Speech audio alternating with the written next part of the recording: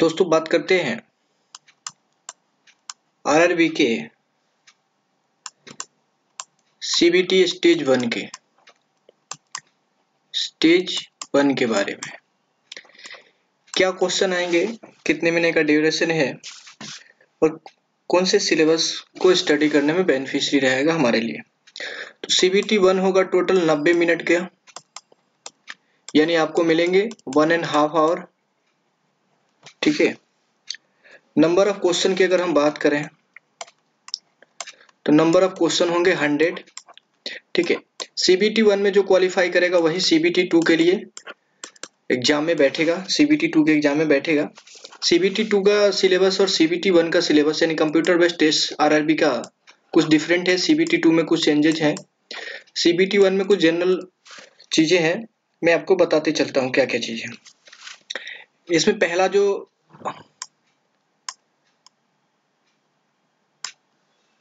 जो आपका सब्जेक्ट है वो है आपका मैथ। ठीक है। ठीक है। स्टेज वन में मैथ से कुछ 30 क्वेश्चन होंगे। दूसरा है आपका जनरल इंटेलिजेंस एंड रीजनिंग, यानी दोनों को मिक्स करके आपको क्वेश्चन जो मिलेंगे वो मिलेंगे 25। तीसरी की अगर हम बात करें तो तीसरा है जनरल अवेयरनेस। ठीक है। जनरल अवेयरनेस, इससे आपको टोटल क्वेश्चन मिलेंगे 15। ठीक है। इसके बाद आपका बचता है जनरल साइंस। ठीक है। साइंस से आपको क्वेश्चन मिलेंगे सीबीटी वन में 30, सीबीटी वन में 30 और सीबीटी टू में 15। ठीक है। तो जब सीबीटी टू की बात करेंगे तो हम उसमें देख लेंगे। अब हम बात करते हैं कि एक्चुअली जो ये मैथ, रीजनिंग, जनरल अवेयरनेस और साइंस के जो पार्ट्स हैं, ये 30 मार्क्स, ये 25 मार्क्स, ये 15 मार्क्स और ये 30 मार्क्स, इसमें से सबसे ज्यादा इंपॉर्टेंट कौन सा है? देखिए, अगर हम क्राइटेरिया की बात करें तो अनरिजर्व क्राइटेरिया में आपको 40% मार्क्स होना जरूरी है क्वालिफाई करने के लिए सीबीटी में। ओबीसी वालों के लिए 30% है, क्वालिफाइंग मार्क्स है। ठीक है। और एससी के लिए 30% है और एसटी के लिए 25% है। तो अगर कुल मिलाकर हम बात करें तो ओबीसी एसटी का लेवल बराबर है, एससी में थोड़ा बेनिफिशियरी रहेगा और अनरिजर्व में 40% है। लेकिन अगर हम फिजिकल डिसेबिलिटी की बात करें तो इनमें से इनको 2% का चांस एक्स्ट्रा जो है वो छूट मिलने वाला है, एक्स्ट्रा जो छूट मिलने वाला है। ठीक है। वैसे ही अगर हम अलग अलग सिलेबस, यानी अगर हम स्पेशली मैथ के बारे में देखें तो मैथ से क्या क्या पूछे जाएंगे। मैथ है आपका 30 क्वेश्चन। 30 क्वेश्चन में आपको क्या क्या मैथ में पूछेंगे। ठीक है। स्टेज वन में मैथ से क्या क्या पूछने वाले हैं आपसे, मैथ से आपको क्या क्या पूछने वाले हैं। तो पहले देखिए, मैथ में आपको पहले पूछेंगे नंबर सिस्टम से, नंबर सिस्टम से। ठीक है। अगर हम दूसरे की बात करें तो इसमें इंक्लूड कर लीजिए आप बोर्ड मास भी रहेगा। ठीक है। बोर्ड मास के साथ आपको डेसिमल सिस्टम, ठीक है, डेसिमल सिस्टम और फ्रैक्शन। ठीक है।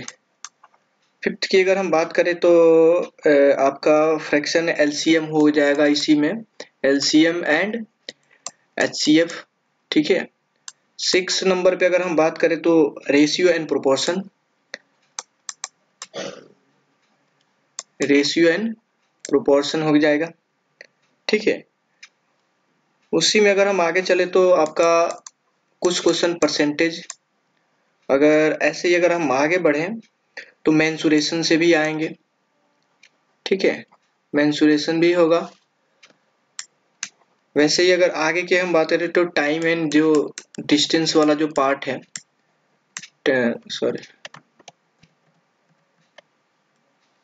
टाइम एंड डिस्टेंस जो भी आता है आपके। ठीक है। Simple and compound interest. ठीक है। सिंपल एंड कंपाउंड इंटरेस्ट का भी क्वेश्चन होगा इसमें।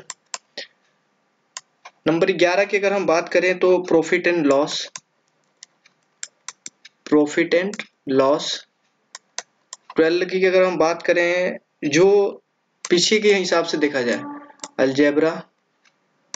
13 अगर हम देखें इसी में तो जियोमेट्री का भी क्वेश्चन होगा, ठीक है, ट्रिग्नोमेट्री भी होगी, और एलिमेंट्री जो होती है एलिमेंट्री स्टैटिक्स, ठीक है। उसके बाद स्क्वायर रूट का भी क्वेश्चन होगा, एज कैलकुलेशन, ठीक है। वैसे ही अगर हम और भी देखें तो कैलेंडर क्लॉक, ठीक है, calendar clock pipe and system. देखिए इसमें सबसे ज्यादा इंपॉर्टेंट क्या है, हमें मार्क्स चाहिए 30 मार्क्स चाहिए। टोटल 15 एस्पेक्ट हैं। टोटल कितने 15 एस्पेक्ट हैं?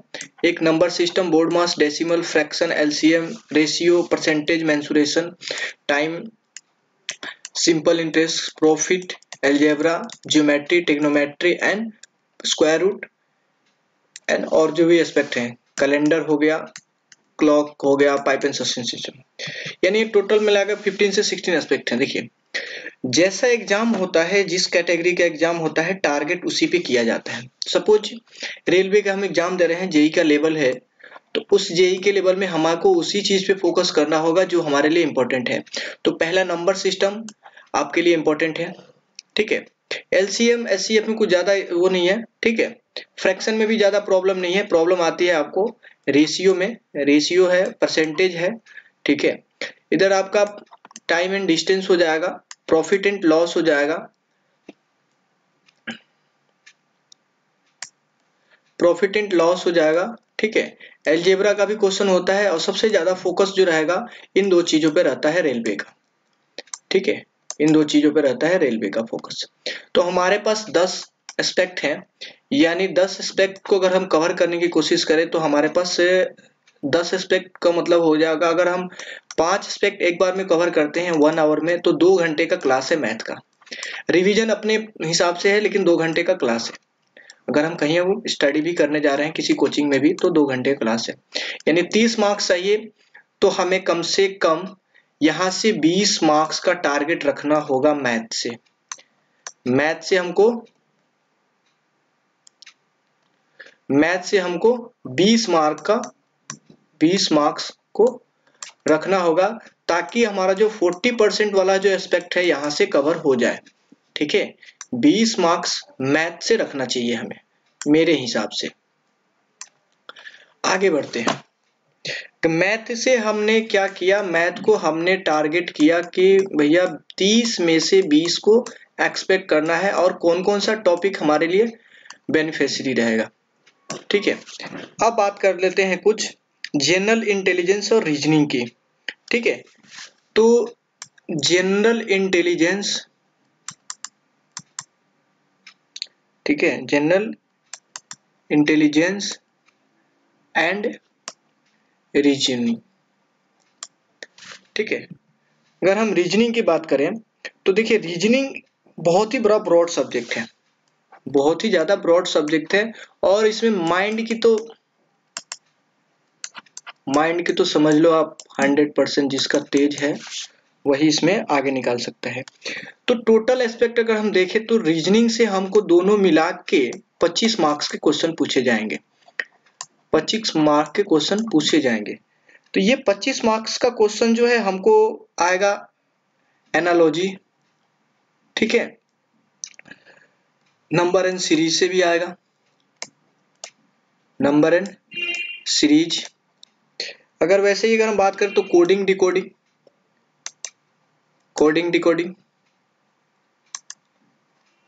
आगे क्या बचता है आपका, मैथमेटिकल ऑपरेशन, ठीक है, मैथमेटिकल ऑपरेशन रहेगा उसमें कुछ, रिलेशनशिप, ठीक है, रिलेशनशिप हो गया आपका। इसके बाद आपका सबसे ज्यादा जो टिपिकल होता है वो होता है डायरेक्शन से भी आएगा, ठीक है, डायरेक्शन है, और आपका स्टेटमेंट, ठीक है। Statement, argument, assumption, etc. ऐसे स्टेटमेंट में दो पार्ट होते हैं, एक तो आर्गुमेंट का होता है और एक आपका एजम्पशन का होता है, एजम्पशन का होता है। इसमें से हमको कुछ नहीं करना, दो चीजों पे टारगेट करना है, एनालॉजी पे, नंबर सिस्टम, कोडिंग डिकोडिंग, तीन चीजें हैं। इस यहाँ से हमको अगर एक एनालॉजी से अगर मान लीजिए कि 25 क्वेश्चन बनाना है ना, इसको 1 2 3 4 5 6 यानी 10 एस्पेक्ट है, यानी 2.5 का टारगेट रहेगा, यानी किसी न किसी से ये दो क्वेश्चन बनाएंगे ही बनाएंगे, किसी न किसी से ये दो क्वेश्चन, किसी से 3 क्वेश्चन, हो सकता है किसी से 4 बनाए, लेकिन आरआरबी की बात है अपना, ठीक है, आरआरबी की डिपेंड करेगा। लेकिन हमारे लिए ये 3 यानी इसमें से हम अगर 10 क्वेश्चन भी टैकल करते हैं, यहाँ से अगर 10 क्वेश्चन भी रीजनिंग से अगर हम 10 भी लेते हैं, तो पहले हमने 20 मैथ से उठाया है, अब हम 10 उठा रहे हैं रीजनिंग से, अब हम उठा रहे हैं 10 रीजनिंग से, ठीक है, 10 उठा रहे हैं हम रीजनिंग से, हमारा 30% कंप्लीट होने जा रहा है अभी, ठीक है। अब बात आती है जनरल अवेयरनेस की, अब बात आती है जनरल अवेयरनेस की। देखिए जनरल अवेयरनेस की अगर हम बात करें, जनरल अवेयरनेस की बात है, हमारे पास पहले से 30 + 10 जो है,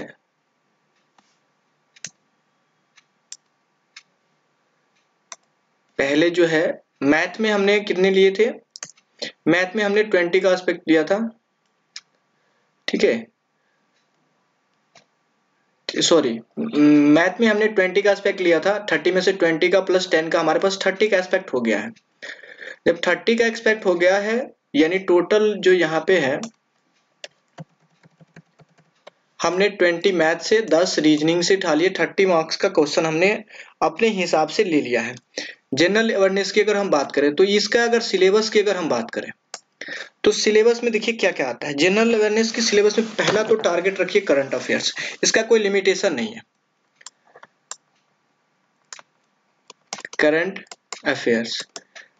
अगर जनरल अवेयरनेस आपको 15 मार्क्स का पूछेगा, 15 मार्क्स का पूछेगा, तो जनरल अवेयरनेस 5 मार्क्स तो पक्का है, 5 मार्क्स तो पक्का है, इसको अगर आपको करना है ही करना है। जनरल अवेयरनेस 5 रह गया, 10 मार्क्स, रिमेनिंग 10 मार्क्स, इसमें आपका इंडियन ज्योग्राफी, हिस्ट्री, पॉलिटी,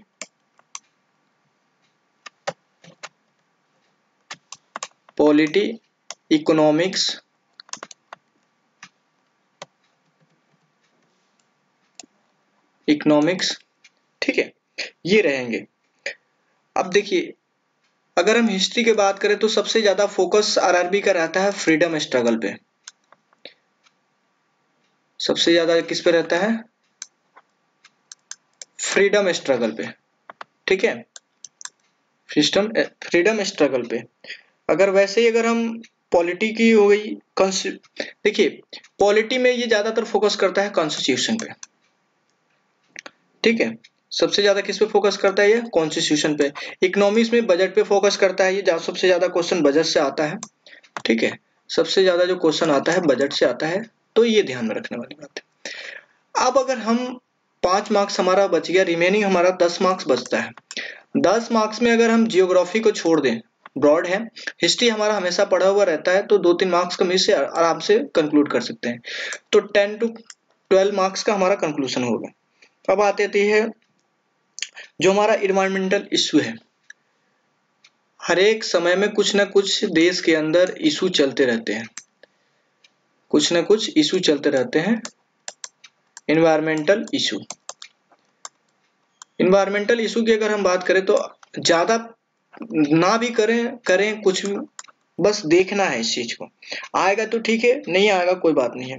ये इन्वायरमेंटल इशू उससे होना चाहिए जो इंडिया से कंसर्न हो, ठीक है, अब चाइना वगैरह नहीं।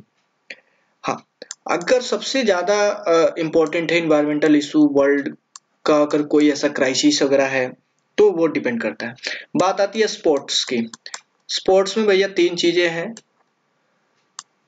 3 मार्क्स हमारा यहां से आएगा, स्पोर्ट्स तो टारगेट करेगा ही करेगा। जनरल साइंस ठीक है, and technology, ISRO, DRDO, hello, मतलब साइंस से रिलेटेड ये 3-4 लोग हैं। ठीक है, इसरो है, डीआरडीओ है, स्पेस है, ठीक है, पीएसएलवी कौन सा लॉन्च हुआ नहीं हुआ उसके अकॉर्डिंग, तो 1-2 मार्क्स यहाँ से, 1-2 मार्क्स यहाँ से रखिए। तो कुल मिला के 10, 2 यहाँ, ठीक है, तो 5-5, 10-4-14 हो गए, 1 मार्क्स और बचता है। तो 1 मार्क्स वो कहाँ से टैकल करेगा, वो टैकल कर सकता है आपका डेवलपमेंट से, जो स्कीम चलाई गई है इंडिया के द्वारा, डेवलपमेंट से, ठीक है, डेवलपमेंट से बहुत सी स्कीम चलाई गई है। तो ये स्कीम कौन कौन सी है, क्या है, इतना उतना फोकस करने की जरूरत नहीं है, ज्यादा फोकस रखना है आपको हिस्ट्री पे, पॉलिटी के कॉन्स्टिट्यूशन वाले क्वेश्चन पे, इकोनॉमिक्स के बजट पे, ठीक है, और स्पोर्ट्स पे, ठीक है। तो ये जनरल अवेयरनेस आपका कवर हो जाएगा, ठीक है। तो यहां से अगर हम मान के चले ऑलमोस्ट बस 10 मार्क्स ही मान के चलते हैं यहां से, तो हमारे पास हो गए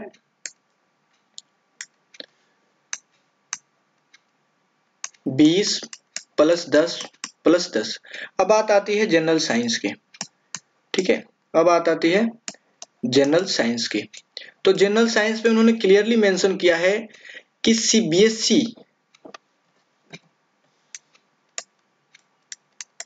सीबीएसई के 10th क्लास तक ही वो साइंस से क्वेश्चन पूछेंगे, ठीक है। इसमें आपका होगा फिजिक्स, केमिस्ट्री, ठीक है, जनरल साइंस में आपका क्या होगा, फिजिक्स, केमिस्ट्री, बायो, बायो का एक पार्ट होगा इसमें लाइफ साइंस, ठीक है, बायो का एक पार्ट होगा लाइफ साइंस, यानी आपका जो है 30 मार्क्स चाहिए, यानी 10 फिजिक्स का है, 10 केमिस्ट्री का है और 10 बायो का है। अब हमें देखना है कि ये 10 10 10 10 इसमें से आप कितना टैकल करते हैं।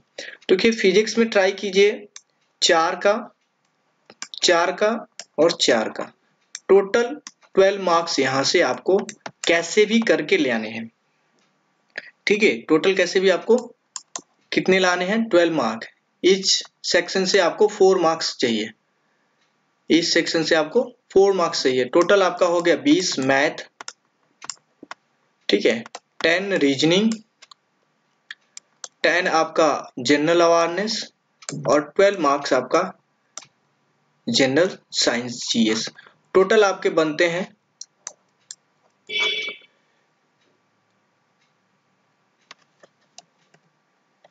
52 मार्क्स, यानी आप 52% जो मार्क्स है वो मेरे हिसाब से गेन करने की कोशिश कीजिए, यानी 50 to 60% ये आपका टारगेट होना चाहिए सीबीटी में, क्योंकि सीबीटी का स्टेज 1 का मार्क्स और सीबीटी स्टेज 2 का मार्क्स निकाला जाएगा। एक इंपेरिकल फॉर्मूला उन्होंने बनाया है, ठीक है, वो फॉर्मूला को मैं बाद में डिस्कस करूंगा कि वो फॉर्मूला क्या है और कैसे उससे निकालेंगे ये। तो मैंने आपको बता दिया कि 40% चाहिए, 90 मिनट्स का टारगेट है, ठीक है, टोटल जो है 90 मिनट्स ही आपको मिलेंगे। तो ये आपका पूरा का पूरा सिलेबस हो गया, ठीक है। मैंने आपको रीजनिंग में कुछ एक वेन डायग्राम, डाटा इंटरप्रिटेशन, ये भी ध्यान रखिएगा उसमें, ठीक है, वेन डायग्राम और डाटा इंटरप्रिटेशन, ठीक है, ये हो गया आपका सीबीटी 1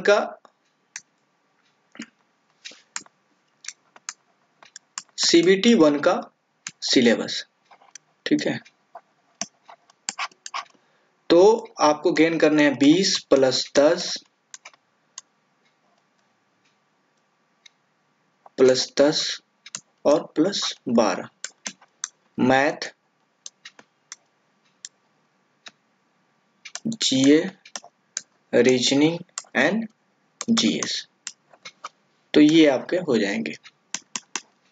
सीबीटी की अगर हम बात करें तो हम आपके लिए हम क्या करने वाले हैं, आपके लिए हम मैथ के अलावा, क्योंकि मैथ हम कोशिश करेंगे कि वो भी कवर कराया जाए, लेकिन करंट अफेयर्स आपको डेली मिल जाएगा 9 से 10 के बीच में, ठीक है, 9 से 10 बजे के बीच में आपको करंट अफेयर्स मिल जाएगा, और शाम को आपको